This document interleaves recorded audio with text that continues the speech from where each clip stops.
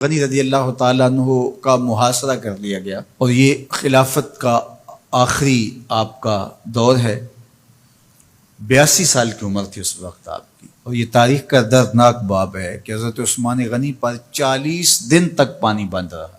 وہ ایک منصوبہ تھا، 3 لوگ 3 مختلف شہروں سے چلے، مصر سے، کوفے سے اور بصرے سے، 1,000 آدمی لے کر، اور مدینہ المنورہ میں پہنچ کر کے حضرت علی المرتضیٰ سے ملے، ام المومنین سیدہ عائشہ سے ملے، کبار اصحاب سے ملے۔ تو جو انہوں نے کہا تو انہوں نے ان کو کہا کہ نہیں، ایسی کوئی بات نہیں، فہمائش کر کے واپس بھیج دیا۔ حضرت عثمان غنی رضی اللہ تعالیٰ عنہ پر اقربا پروری کا الزام عائد کیا تھا، تو انہوں نے کہا کہ کوئی ایسی بات نہیں ہے۔ پھر یہ تھا کہ آپ نے کم عمر گورنر، کم عمر لوگ مقرر کیے، تو حضرت عثمان نے کہا کہ حضرت اسامہ بھی تو کم عمر تھے، حضور نے ان کو اگر مقرر کیا ہے تو یہ تو مثال ہمارے سامنے موجود ہے، لیکن یہ ایک منصوبہ تھا، اس منصوبے کے تحت یہ 3 جگہوں سے لوگ آئے تھے۔ وہ 3 دن کی مسافت کے بعد پھر تینوں واپس آ گئے، تو یہ ایک سوالیہ نشان ہے کہ تینوں کیوں واپس آ گئے، کوئی ایک تو نہ آتا نا۔ تو یہ سب طے شدہ منصوبہ تھا، اور پھر انہوں نے مدینہ المنورہ کو گھیر لیا، اور جس طرح سے بلوائیوں نے حالات پیدا کر دیے۔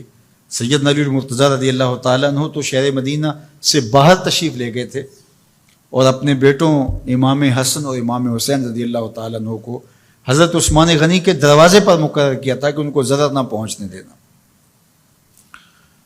اب 700 صحابہ اجازت طلب کر رہے ہیں کہ آپ ان بلوائیوں سے نپٹنے کا میں جو ہے وہ اجازت نامہ مرحمت کریں، اور بہت سارے لوگ تو حج پہ جا چکے ہیں۔ 18 ذی الحج کا واقعہ ہے جب آپ کی شہادت ہوتی ہے، تو وہ حج پہ جا چکے ہیں، تو جو یہاں موجود ہیں وہ اجازت طلب کر رہے ہیں، لیکن حضرت عثمان غنی رضی اللہ تعالیٰ عنہ نے کہا کہ نہیں، میں ایسی اجازت نہیں دوں گا۔ رسول اللہ صلی اللہ علیہ وسلم کا حرم شہر مدینہ لوگوں کے خون سے لالازار ہو، یہ میں اس کو گوارا نہیں کرتا۔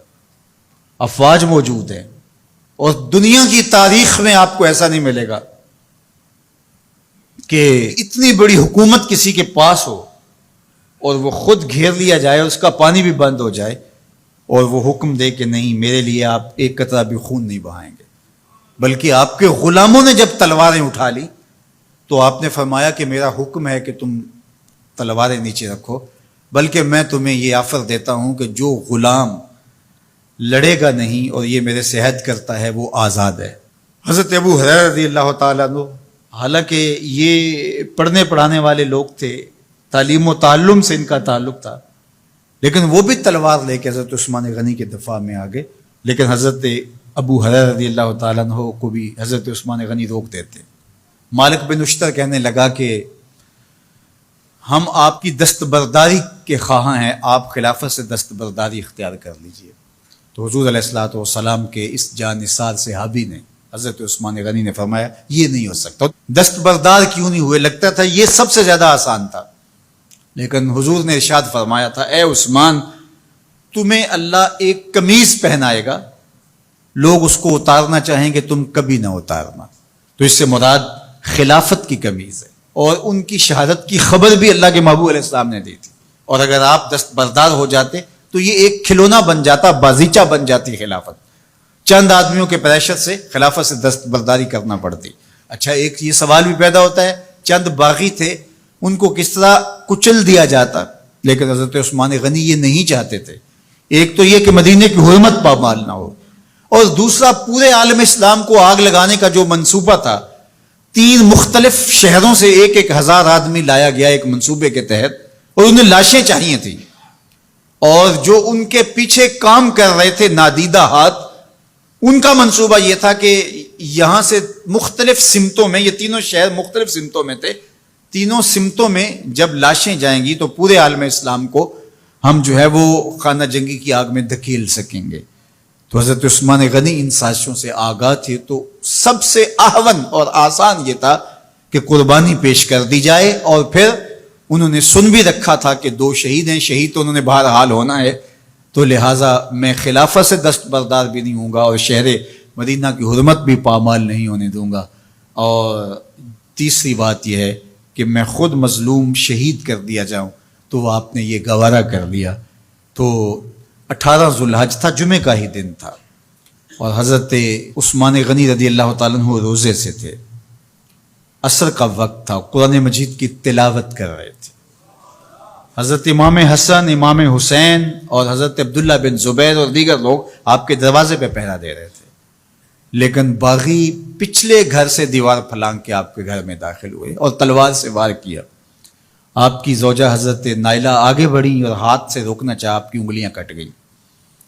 پھر دوسرا وار کیا تو حضرت عثمان غنی رضی اللہ تعالیٰ عنہ کا دایاں ہاتھ کٹ کے گر گیا۔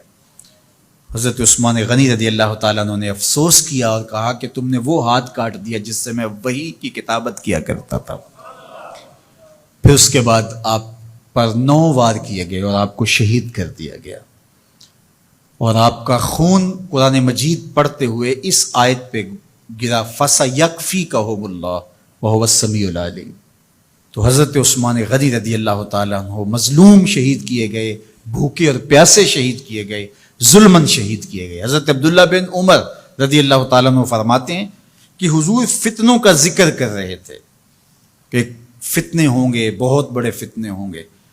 تو ایک شخص نے چادر اوڑھی ہوئی تھی اور وہ مجلس واعظ کے قریب سے گزرا جہاں حضور کچھ ارشاد فرما رہے تھے، تو آقا کریم نے اشارہ کر کے کہا اس دن یہ شخص حق پہ ہوگا۔ عبداللہ بن عمر کہتے ہیں کہ میں اٹھا اور جا کے دیکھا تو وہ حضرت عثمان تھے۔ تو میں نے حضرت عثمان کے چہرے کو پکڑ کے تھوڑا سا حضور کی جانب کیا اور میں نے کہا حاذا، حضور یہ؟ اللہ کے محبوب فرمایا ہاں یہی، جب فتنے ہوں گے تو فرمایا یہ حق پہ ہوگا۔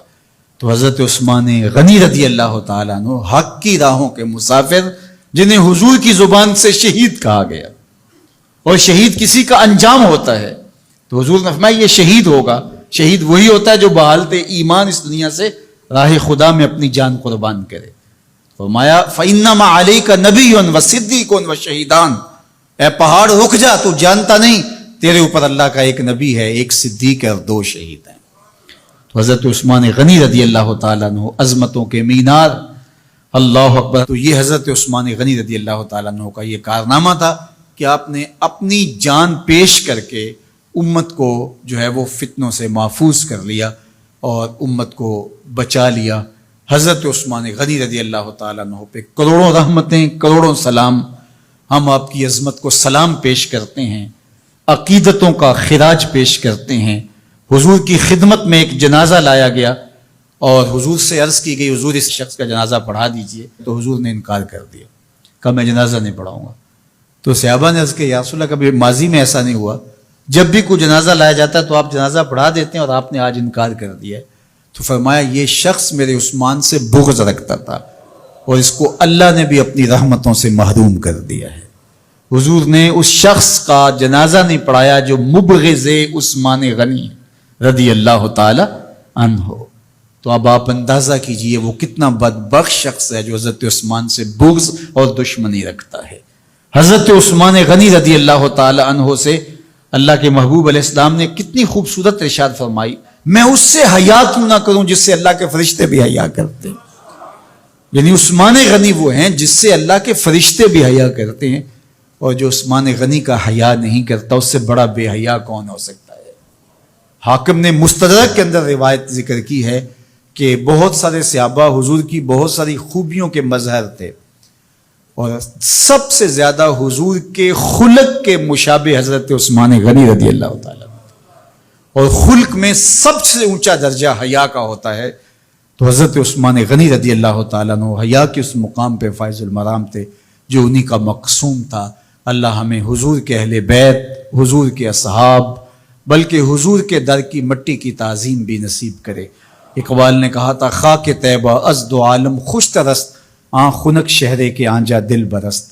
ہمیں تو طیبہ کی مٹی بھی اچھی لگتی ہے اس لیے کہ وہاں محبوب جو رہتے ہیں، تو محبت تو اس چیز کی متقاضی ہوتی ہے، محبوب کی راہوں کو بھی سلامی پیش کی جائے۔ تو جو حضور علیہ السلام کے ساتھ منسوب اتنی وقی نسبتیں ہیں ان کا احترام کیوں نہیں کریں گے؟ تو حضرت عثمان غنی تو داماد رسول ہیں، حضرت عثمان غنی تو ذو النورین ہیں، حضرت عثمان غنی تو حضور علیہ الصلوۃ والسلام کے محبوب اور حضور علیہ الصلوۃ والسلام کے پیارے ہیں، ان کو جنت کی بشارت دی گئی ہے، عشرہ مبشرہ میں سے ہیں، 4 جلیل القدر خلفاء میں ان کا نام شامل ہے، اور پھر حضور کی 2 صاحبزادیاں ان کے نکاح میں، آقا کریم نے ان کو شہید خود قرار دیا، اور میرے اور آپ کے آقا و مولا نے کہا آج کے بعد کوئی عمل عثمان کو نقصان